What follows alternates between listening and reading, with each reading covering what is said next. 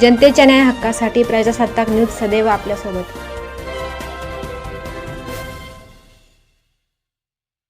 संगमनेर शहर पोलिसांनी सराईत गुन्हेगार राहुल भारत सोनवणे वय 24 वर्ष राहणार अकोले नाका संगमनेर याच्यावर महाराष्ट्र धोकादायक व्यक्ती प्रतिबंध कायदा MPDA अंतर्गत कठोर कारवाई करत त्यास 1 वर्षासाठी स्थानबद्ध केले आहे।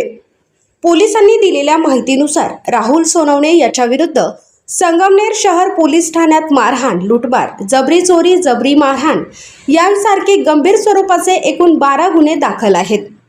त्याच्यावर यापूर्वी प्रतिबंधक कारवाया व हद्दपारीचा प्रस्ताव करण्यात आला होता।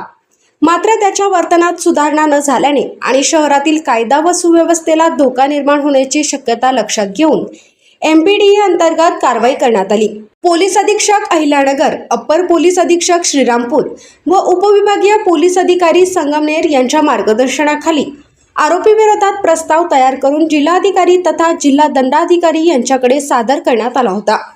आरोपीची गुन्हेगारी इतिहास व कागदपत्रांची पडताळणी केल्यानंतर जिल्हाधिकाऱ्यांनी त्याला 1 वर्षासाठी स्थानबद्ध करण्यास मंजुरी दिली। त्यानुसार राहुल सोनवणे याला ताब्यात घेऊन नाशिक मध्यवर्ती कारागृहात रवानगी करण्यात आली आहे। तसेच पोलिसांनी इतर सराईत गुन्हेगाराविरोधातही अशाच प्रकारच्या कारवाया सुरू असल्याचे सांगितले।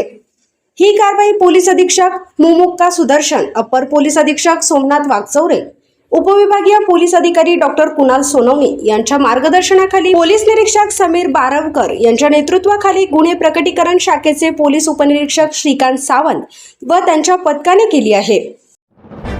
आपल्या परिसरातील ताज्या घडामोडी पाहण्यासाठी आजच प्रजासत्ताक न्यूज 24 ला सबस्क्राइब करा आणि 10 अपडेट तसेच लाईक अँड शेअर करायला विसरू नका। प्रजासत्ताक न्यूज सदैव आपल्या सोबत।